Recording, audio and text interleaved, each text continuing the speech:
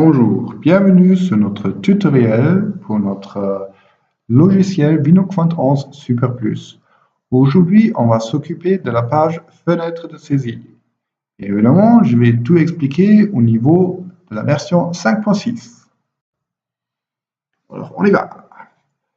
Vous voyez, il y a pas mal de choses à rentrer, qu'on puisse rentrer. Vous voyez le nom de la cuve, celui qui est donné au moment de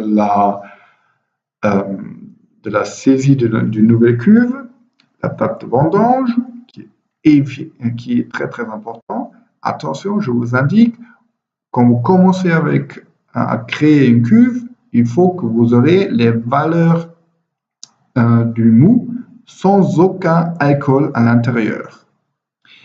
Ensuite, le numéro de bain, celui que vous pouvez indiquer. Le volume que vous avez, c'est aussi quelque chose que vous pouvez indiquer. La cépage, aussi pas obligatoire. Le vignoble, pas obligatoire non plus. Traitement, c'est bien à savoir. Remarque, si c'est le stagiaire ou si c'est une cuve pour par exemple, si vous êtes une coopérative, si c'est le vignoble A ou B qui l'aura. Ensuite, aussi quelques informations comme la souche de levure, le pentonite, le carbone, le nitrate. Ça aussi, ce sont tous des indications pas obligatoires. Je recommande, et c'est nécessaire, absolument nécessaire, d'indiquer l'acide total, l'acidité totale au moment que vous commencez la fermentation. Ensuite, vous pouvez déterminer si vous avez un vin blanc ou un vin rouge. Si vous prenez un vin rosé, je vous conseille de taper sur vin blanc.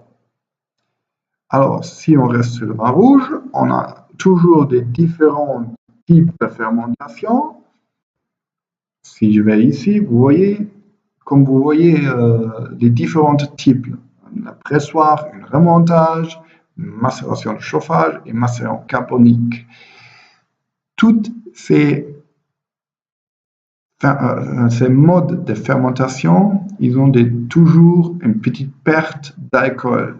Attention, les pertes qui sont indiquées sont les pourcents totales, pas les pourcents volume d'alcool. Et ces valeurs-là, nous, on les a élaborées avec des vignobles. Par contre, si vous dites que pour une macération, je ne perds pas 8%, je perds peut-être 7%, ben, on peut le taper à la main. Ensuite, si vous avez eu des botrytis pendant votre cépage, dans votre vignoble, vous pouvez aussi l'indiquer de 1% jusqu'au 25%. Après, j'annule parce que je ne veux pas changer.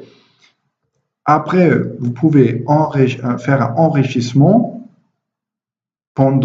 avant ou pendant la fermentation, juste en indiquant, ok, ben je prends le volume du mou avant enregistré, c'est peut-être 1000 litres, et j'indique que je rajoute 5 litres de sucre, 5 kg de sucre. Alors, j'appuie sur OK, hop, et directement, c'est indiqué ici.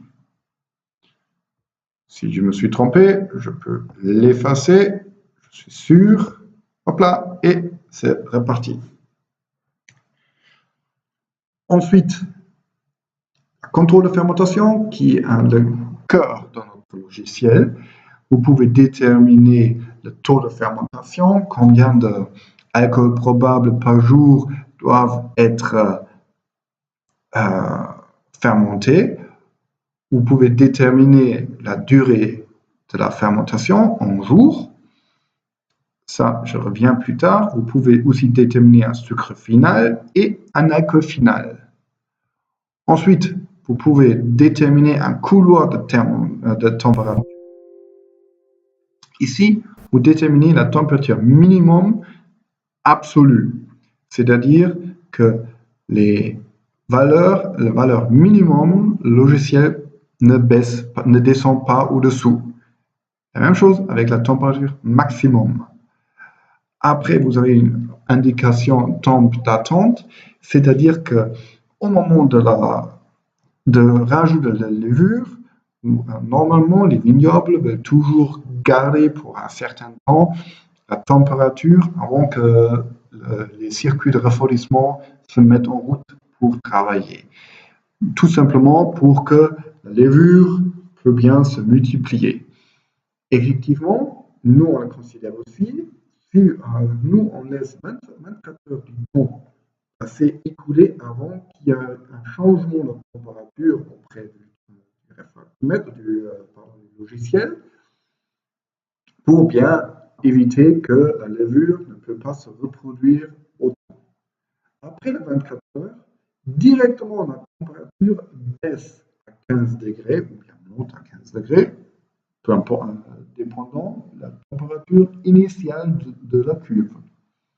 Après, vous avez une température bande, c'est un couloir de température. C'est bien utilisant pendant la fermentation du vin blanc. Que par exemple, la première journée, on veut l'avoir sur un couloir de 19 à 21 degrés. Après, les 2 jours qui passent après, on veut l'avoir entre 16 et 18, etc. Ceci indiquera le temps de la phase de l'étape. Ceci indiquera le temps total du couloir. Bien effectivement, après les 1, 2, 3, 5, 6, après les 9 jours, cette couloir de température restera. Et ici, vous pouvez toujours indiquer la température minimum ou maximum, bien effectivement, dans la range de ces valeurs-là. C'est-à-dire que si, par exemple, je veux indiquer la température maximum de, par exemple, 25 degrés, le programme va me refuser. Vous voyez, température maximum 24 au rapport de celui-là. OK. Ensuite, la température cible. C'est la température qui, normalement, est déterminée par le logiciel au moment de la mesure. Si vous voulez changer la température manuellement, vous pouvez l'indiquer et l'envoyer à la sonde thermique. Concernant les valeurs de mesure, on peut les rentrer aussi manuellement si par exemple votre réfractomètre ne fonctionne pas, si le transfert de data ne fonctionne pas. Vous pouvez le rentrer ici à la main. Aussi, vous pouvez le rentrer de un ancien moment qui est entre ce moment-là et la date actuelle. Bien effectivement, par exemple, je ne pourrais jamais déterminer quelque chose avant le 10 septembre 2018. Aussi, il faut faire attention de rentrer les valeurs d'un réfractomètre et pas d'un multimètre, parce que c'est comparé comme les poires et les pommes. Encore une chose, c'est si vous rentrez les valeurs mesurées, je vous recommande fortement de rentrer les valeurs BRICS. Comment le faire? Vous allez sur configuration, vous changez en BRICS, vous rentrez dans la fenêtre de saisie et vous rentrez les valeurs de BRICS. Et effectivement, notre réfractomètre de thermie, il possède aussi une échelle en BRICS. Ensuite, vous avez encore trois grands boutons. Saisir une nouvelle cuve, c'est bien clair. On va rentrer. Par exemple, on va le rentrer et là, on va vous montrer comment le faire. Alors, une date de vendange, c'est la date d'aujourd'hui. On peut aussi choisir une autre date. Après, le numéro de vin, soit on a déjà quelque chose rentré, ou bien on peut rentrer quelque chose tel qu'on veut. Après, on peut déterminer le volume d'alcool, qui n'est pas forcément. Après, le cépage, soit sur la ligne de drop-down, ou bien vous appuyez et vous voyez directement il y a quelque chose qui arrivera. Ou bien vous tapez n'importe quoi.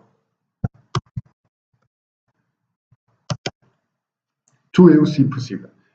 Après, la vignoble, vous pouvez la déterminer. Je détermine par exemple Karlsruhe.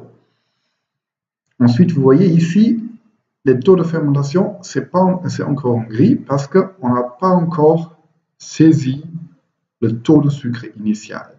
Pour cela, il faut taper quelque chose là-dedans. Avant, il faut enregistrer les modifications. Vous voyez que cette cellule, ça paraît faisable. Après, valeur, on mettra 15. Après, la température de la cuve, peut-être 20. Au moment de la première mesure, ça passe. Bien effectivement, toujours considérer les valeurs d'un réfractomètre. Après, on va sur accepter et vous voyez directement le taux de fermentation, la durée de cible s'affichera aussi dans la cellule pour faire. Alors, si je veux maintenant taux de fermentation 0,5 par jour, vous voyez, la durée de cible durera 9 jours, plus ou moins. Si je veux que ce soit fait dans 2 jours, il faut fermenter avec 1,9 volume d'alcool. Alcool probable, pardon. Après la plage de température, on a déterminé quelque chose entre 12 et 24, 30 heures d'attente, et le couloir, il est toujours déterminé. Vous pouvez le changer comme vous voulez, quand vous voulez, à n'importe quel moment.